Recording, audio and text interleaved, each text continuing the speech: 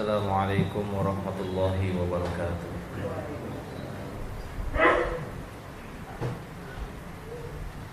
Innal hamdalillah nahmaduhu wa nasta'inuhu wa nastaghfiruh wa na'udzu billahi min shururi anfusina wa min sayyiati a'malina. Man yahdihillahu fala mudilla lahu wa man yudlil fala hadiyalah. Asyhadu an la ilaha illallah wahdahu la syarika lah wa asyhadu anna Muhammadan abduhu wa rasuluh. Ya ayyuhalladzina amanu taqullaha haqqa tuqatih wa la tamutunna illa wa antum muslimun.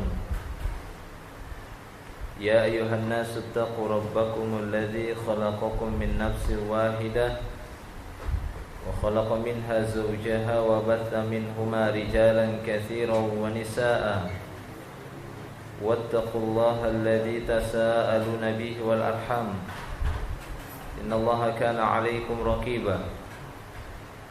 Ya ayyuhalladzina amanu taqullaha wa qulu qawlan sadida yuslih lakum a'malakum wa yaghfir lakum dhunubakum wa may yuti'illaha wa rasulahu faqad faza fawzan 'azima. Amma ba'd.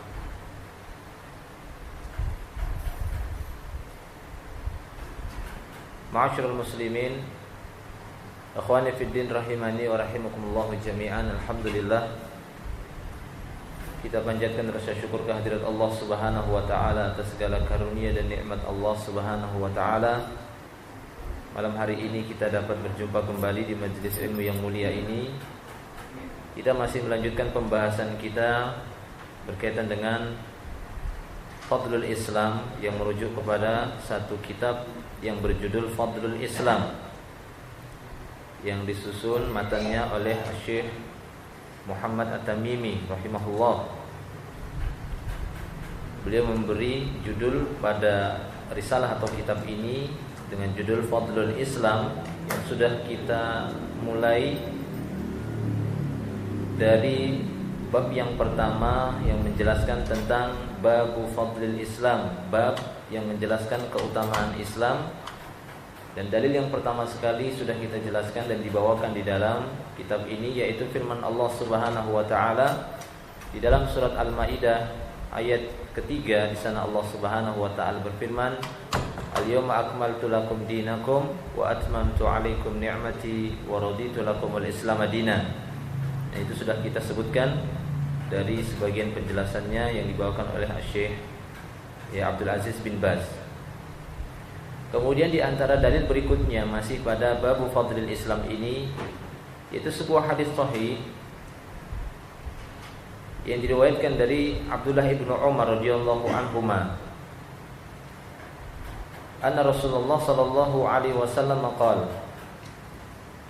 Di dalam hadis yang sahih dari Abdullah bin Umar radhiyallahu anhuma, bahwasanya Rasulullah sallallahu alaihi wasallam telah bersabda, "Mathalukum wa mathalu ahlil kitabaini kamathali rajulin istajara ujara."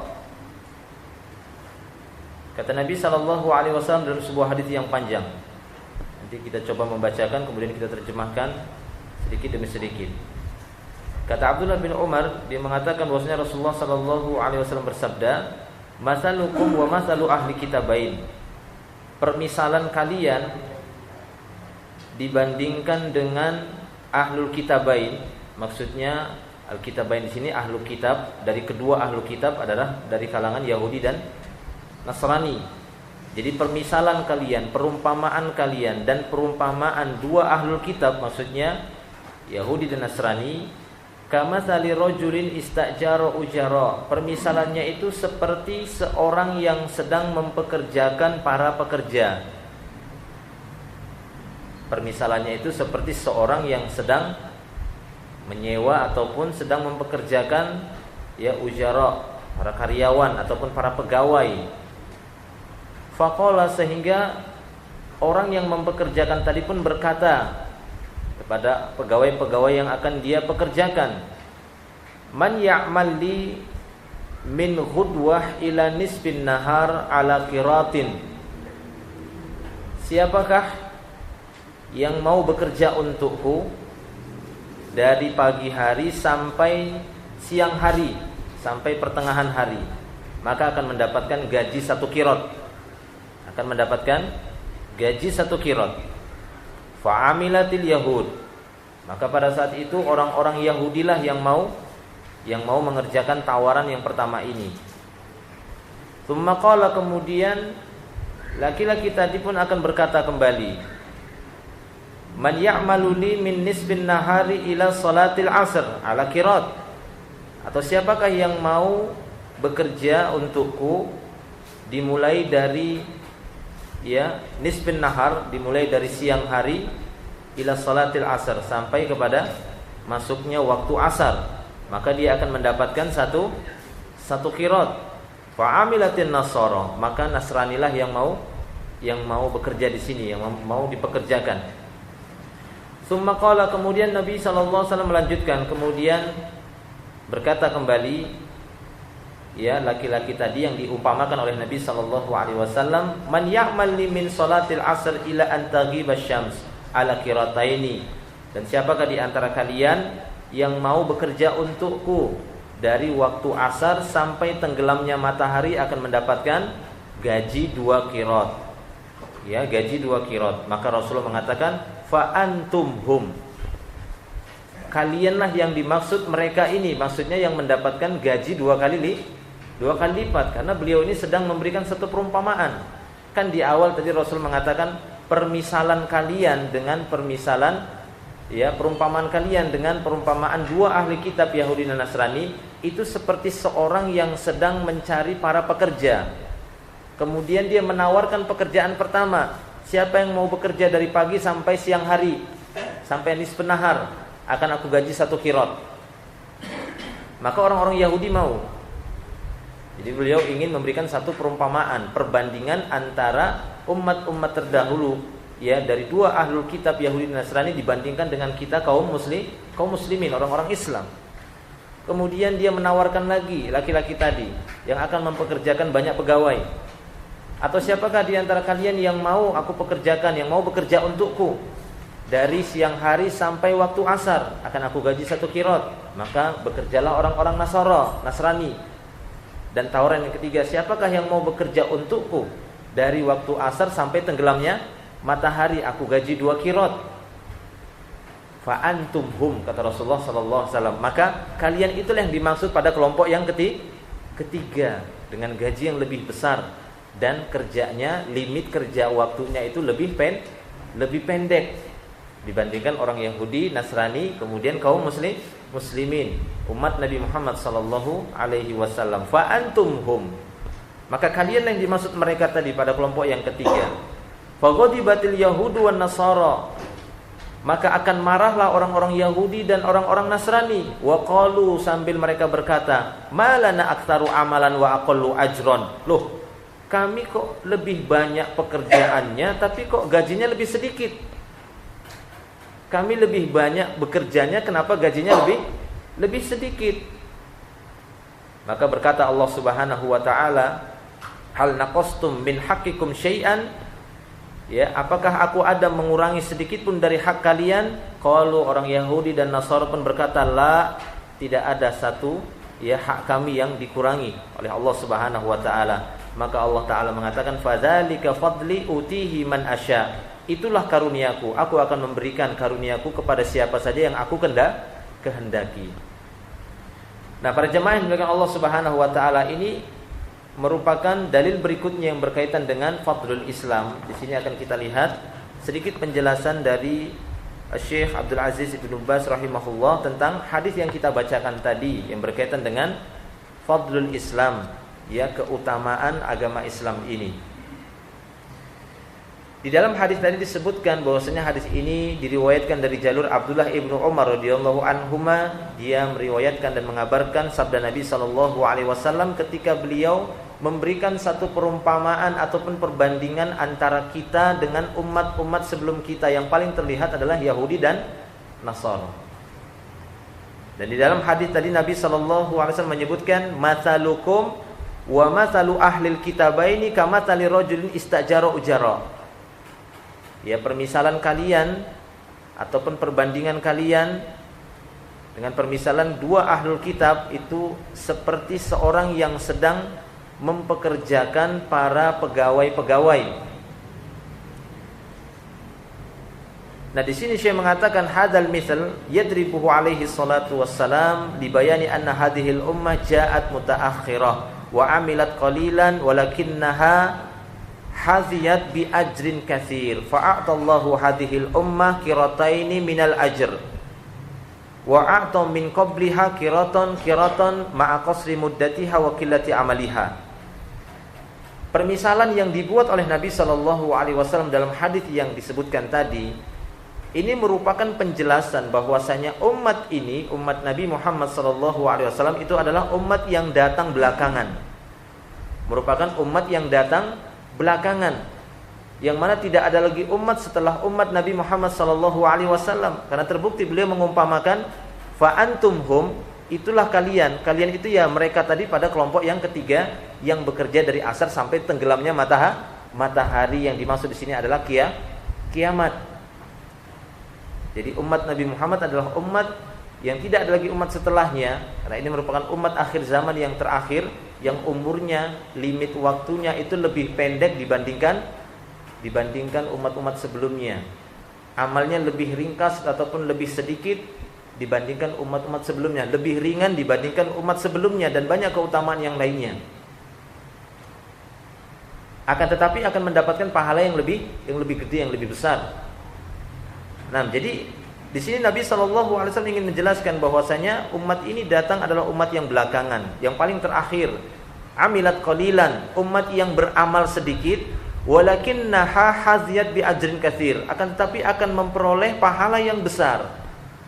Karena Allah Subhanahu wa taala akan memberikan kepada umat ini qirataini minal ajr.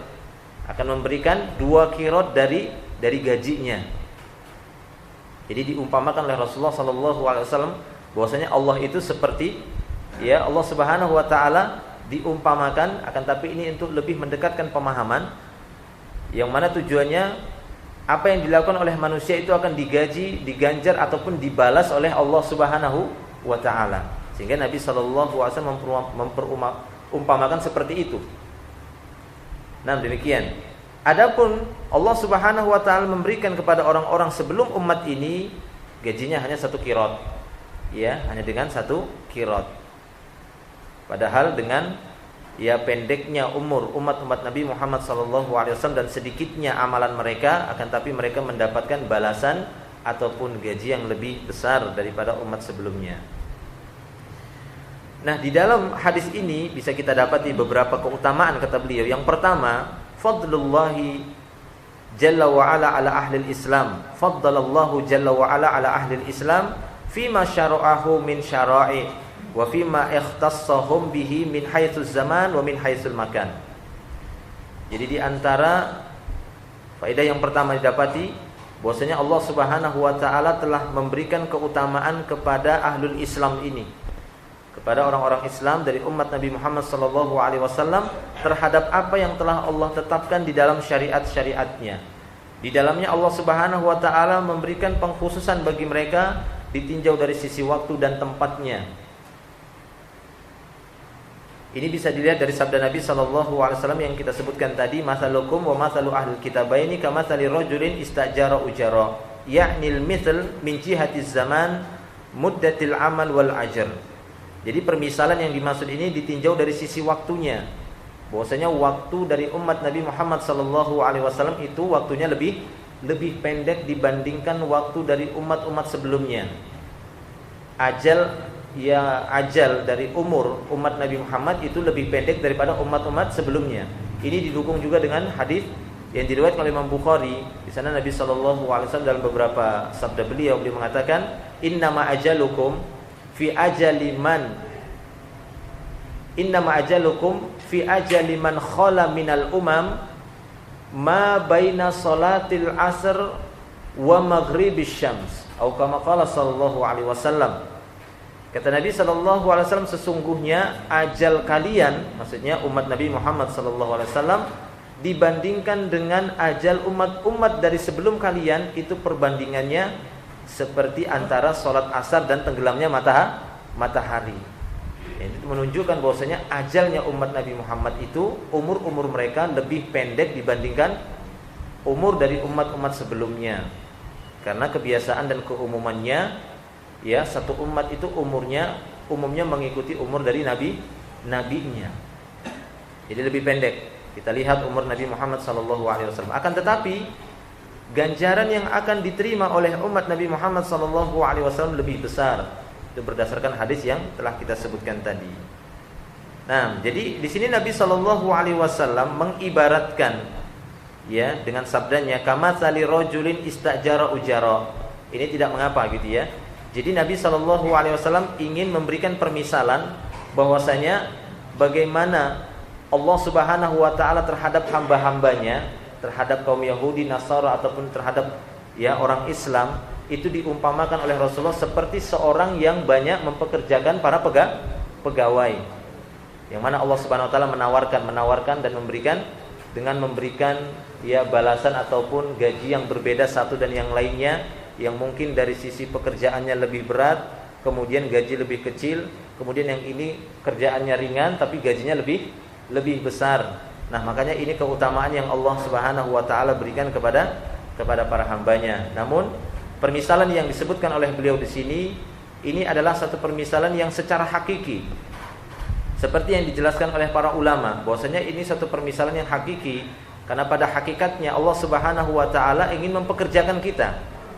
Ya, diciptakan oleh Allah Subhanahu wa taala bekerja tapi bukan untuk perkara dunia. Kita diperintahkan bekerja di sini alias beribadah, beraktivitas untuk melaksanakan perintah-perintah Allah Subhanahu wa taala. Disuruh salat 5 kali dalam sehari salat, suruh puasa, disuruh berhaji, disuruh ini, disuruh itu, jangan begini, jangan begitu dan jangan seterusnya. Nanti digaji oleh Allah Subhanahu wa taala.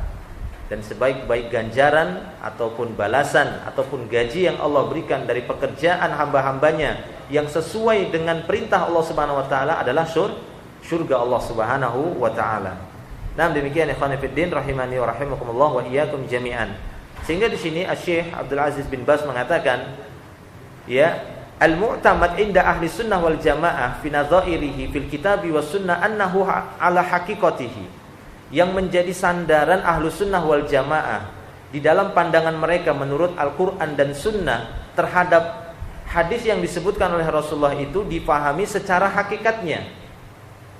Karena tidak mungkin Rasulullah SAW berbicara dengan sesuatu yang tidak masuk akal kita. Akan tetapi beliau berbicara sesuai dengan hakikatnya, yang intinya Allah Subhanahu wa taala sedang mempekerjakan kita, diperintahkan. Ya, sama halnya seperti, ya, manusia dengan manusia yang lainnya, yang dia mempekerjakan yang lainnya kemudian diberikan ganjaran dan dia berikan balasan. Tapi sebaik-baik zat yang memberikan balasan adalah Allah Subhanahu wa taala. Ya, jazaohu, balasan dari Allah Subhanahu wa taala adalah balasan yang sempurna. Makanya, ya, ketika kita mendapatkan satu kebaikan dari manusia kepada diri kita, maka tetap kita minta supaya Allah yang membalas kebaikannya dengan ucapan jazakallahu khairan. Kan itu disunahkan.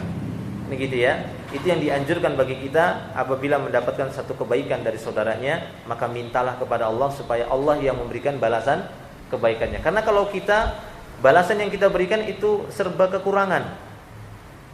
Ya, balasan yang kita berikan itu tidak sempurna, tapi balasan yang diberikan oleh Allah itu maha sempurna. Ketika ada orang kita pekerjakan, misalnya, kan begitu ya, kamu bekerja dari jam sekian sampai jam sekian, kamu saya bayar sekian, kan begitu ya. Ini belum tentu bayaran yang kita berikan kepadanya adalah bayaran yang paling sempurna. Bisa saja yang orang kita pekerjakan memang sangat membutuhkan ya biaya, sehingga dia pun setuju, yang penting setuju, kan begitu ya. Namanya akad muamalah, yang penting ala tarodi, sama-sama rela, ya sudah. Akan tapi kalau ditinjau dari sisi kesempurnaannya, belum sempurna apa yang kita berikan dari kebaikan yang diberikan atau jasa yang diberikan oleh saudara kita. Ya, mungkin dia harus mengerahkan, ya, tenaganya, pikirannya, keringatnya, waktunya, kemudian digaji cuma sekian puluh ribu atau sekian ratus ribu. Ya, walaupun ini tidak masalah jika sama-sama ridho, tapi ini bukan balasan yang paling sempurna, karena yang paling sempurna balasannya adalah Allah Subhanahu wa taala. Nah, demikian ikhwan fillah rahimani wa rahimakumullah wa iyyakum jami'an. Ini sama halnya kata beliau, kata Syekh di sini, ya karena sesungguhnya di dalam Al-Qur'an ini yang dimaksud di sini, penyerupaan di sini, penyamaan di sini, tamsilul huquq bihaqqillahi jalla wa ala wa haqqi ibadihi. Yang ingin disamakan di dalam hadis tadi adalah penyamaan hak, bahwasanya hak Allah Subhanahu wa taala dengan hak para hambanya.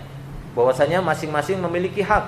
Allah punya hak dan hamba-hamba yang Allah ciptakan juga punya hak. Apa hak Allah Subhanahu wa taala? Hak Allah Subhanahu wa taala adalah untuk diibadahi. Hak para hamba, apa hak para hamba? Hak para hamba adalah tidak akan diazab oleh Allah Subhanahu wa taala jika mereka tidak berbuat syirik. Ya, seperti dalam hadis ketika Nabi sallallahu alaihi wasallam bertanya kepada sahabatnya, haqqullah 'alal ibad wa haqqul ibad 'ala Allah. Ya, maka beliau mengatakan bahwasanya hak Allah Subhanahu wa taala kepada hambanya, hendaklah para hamba tersebut beribadah hanya kepada Allah dan tidak mensekutukannya. Dan hak para hamba yang wajib Allah tunaikan, bahwasanya Allah tidak akan mungkin mengazab seorang yang tidak berbuat kesyirikan, tidak akan mungkin diazab oleh Allah Subhanahu wa taala. Ketika dia tidak berbuat syirik, maka Allah tidak akan mengazabnya. Nah, berjemaah yang dimuliakan Allah Subhanahu wa taala, ini senada dengan firman Allah Subhanahu wa taala ketika Allah Subhanahu wa taala memberikan permisalan di dalam surat An-Nahl, kata beliau di sini. Kata Syekh bin Baz di dalam surat An-Nahl ayat yang ke-76, di sana Allah Subhanahu wa taala berfirman, "Wa daraballahu masalan rajulaini ahaduhuma abkam la yaqdiru ala syai'in wa huwa kallun ala maulahu aina ma yuwajjihuhu la ya'ti bi khairin hal yastawi huwa wa man ya'mur bil adl wa huwa ala siratin mustaqim." Ya, di sini Allah Subhanahu wa taala membuat satu permisalan dalam surah An-Nahl. Ya, Allah Subhanahu wa taala membuat satu perumpamaan dua laki-laki. Salah satu dari keduanya adalah seorang yang abkam, seorang yang bisu, yang tidak memiliki kemampuan sedikit pun. Ya, akan tetapi dia akan menjadi beban bagi penanggungnya ataupun bagi tuannya. Maka kemanapun dia arahkan, maka dia tidak akan memberikan kebaikan. Samakah dia seperti orang yang memerintahkan dengan keadilan, wa huwa ala siratin mustaqim, sementara dia di atas jalan yang lurus. Jadi di sini Allah Subhanahu wa taala memberikan perumpamaan antara dua orang laki-laki. Yang satu adalah seorang yang bisu, yang tidak bisa berbuat sedikit pun, sementara dia akan menjadi beban kepada yang lainnya. Tatkala orang yang penanggungnya tadi memerintahkan dia, maka dia tidak bisa memberikan sedikit pun kebaikan. Nah, ini satu contoh kata Allah Subhanahu wa taala di sini. Ya, jadi Syekh mengatakan ini salah satu contoh bagaimana Allah juga telah membuat perumpamaan untuk tujuannya adalah sebagai satu pendekatan pemahaman kita, walaupun hadis ini kata para ulama yaitu dipahami dengan secara hakikatnya. Nah, berjemaah dengan Allah Subhanahu wa taala. Ya, jadi dalam hadis tadi kita dapati di mana Allah Subhanahu wa taala memberikan ganjaran yang lebih kepada umat ini sebanyak 2 qirat dibandingkan pada umat-umat sebelumnya. Ya, di dalam tadi kan disebutkan man ya'mal li min ghudwah ila nisfin nahar ala qirat fa amilatil yahud thumma qala wa may ya'mal li min nisfin nahar ila salatil asr ala qirat fa amilat an-nasara. Jadi siapa yang mau beramal dari pagi sampai siang, maka beramallah, bekerjalah orang-orang Yahudi dengan mendapatkan 1 qirat, dan siapa yang mau bekerja untukku dari siang hari sampai waktu asar, bekerjalah orang-orang Nasrani. Kemudian mereka mendapatkan 1 qirat, kemudian berkata lagi, wa may ya'mal li min salatil asr ila an taghiba syams. Siapa yang mau bekerja untukku dari waktu asar sampai tenggelamnya matahari akan dapat 2 qirat fa antum hum.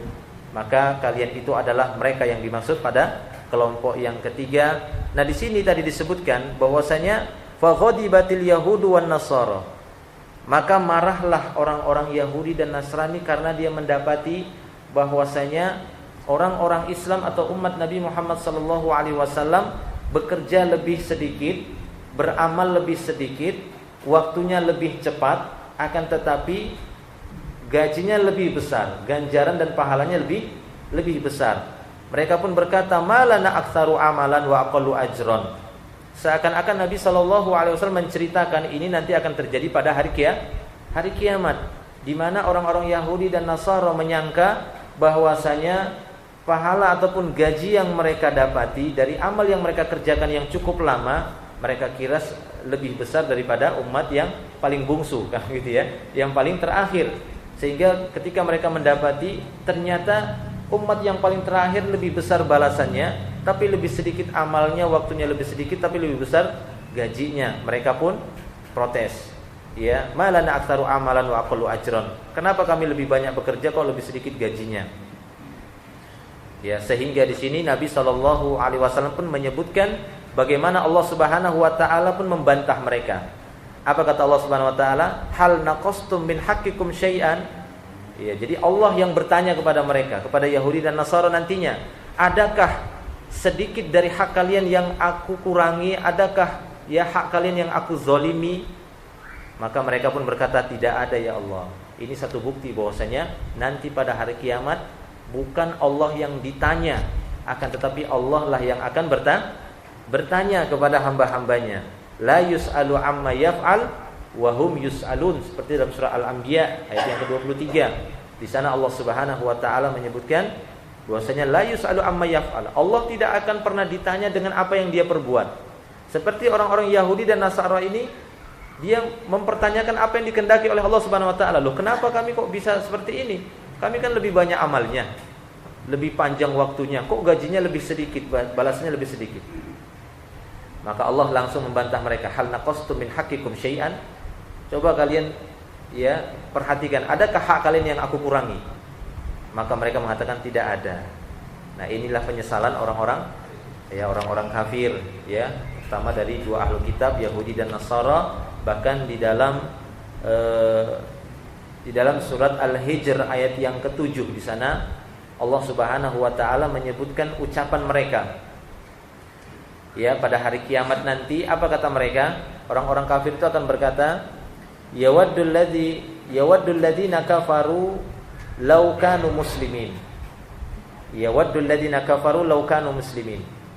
Jadi kata Allah Subhanahu wa taala dalam surah Al-Hijr ayat yang ke-7, orang-orang kafir itu nanti pada hari kiamat sangat seringnya mereka berkeinginan, kalau seandainya kami dulu orang-orang muslim pasti enak ya. Nah, seperti itu. Laukanu muslimin. Mereka berangan-angan, kenapa dulu kami semasa di dunia tidak menjadi orang-orang Islam. Makanya Al-Imam Ibnu Katsir ketika menjelaskan ayat ini, yawaddul ladzina kafaru laukanu muslimin. Orang-orang ya rubbama yawaddul ladzina kafaru laukanu muslimin. Sangat seringnya orang-orang kafir itu nanti pada hari kiamat, kan gitu ya, mereka itu berkeinginan kalaulah seandainya kami dulu orang-orang muslim, tapi tidak bisa ketika di akhirat. Al-Imam Ibnu Katsir beliau menjelaskan di dalam tafsirnya, al-ayah akhbarun anhum annahum sayandamuna ala ma kanu fihi minal kufri wa yatamannawna law kanu fid dunya ma'al muslimin. Jadi ayat ini merupakan informasi tentang orang-orang kafir nanti pada hari kiamat, bahwasanya mereka akan menyesal dengan apa yang terjadi pada mereka ketika di dunia dari bentuk-bentuk kekufuran. Mereka akan menyesal, kenapa kami dulu kafir? Kenapa kami dulu tidak mau ya beriman? Wa yatamannawna law kanu fid dunya ma'al muslimin, dan mereka berangan-angan kalau seandainya kita dulu di dunia bersama orang muslim pasti enggak kayak gini. Ya, tidak akan seperti ini kami. Coba lihat. Oleh karena itu, ya bergembira dan berbahagialah bagi orang-orang yang telah memeluk agama Islam seharusnya. Karena sesungguhnya keutamaan yang Allah Subhanahu wa taala berikan di dalam Islam ini merupakan keutamaan yang paling sempurna dibandingkan milah-milah ataupun agama-agama sebelum kita, yang mana kita diberikan begitu banyaknya keringanan, ya, diberikan begitu banyaknya keringanan oleh Allah Subhanahu wa taala dengan waktu yang pendek, amalan yang mungkin ringan, pekerjaan yang ringan, tidak begitu berat, bahkan banyak di sana didapati keringanan-keringanan.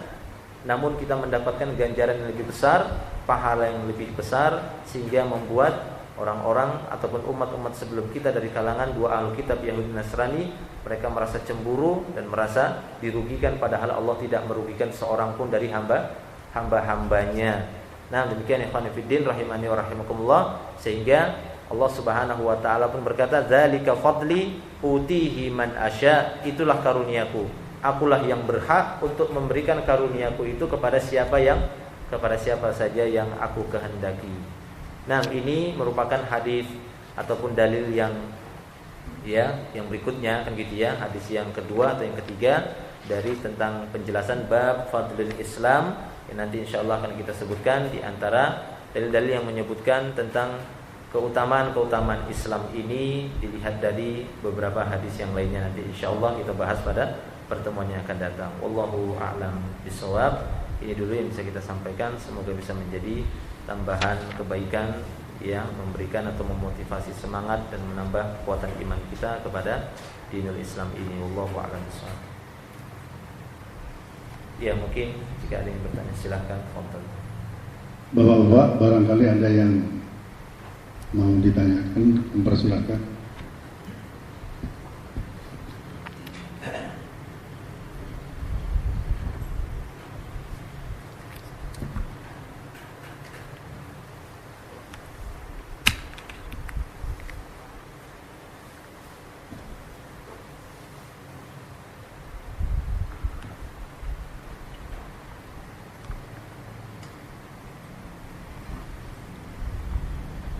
Ada yang mungkin bertanya silahkan.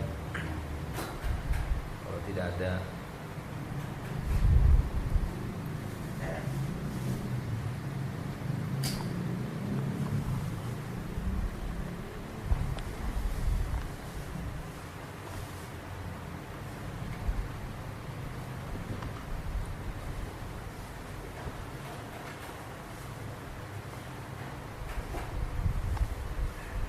tidak ada ya, cukup ya. Iya. Ya, insyaallah cukup jelas ya apa yang kita sampaikan tadi.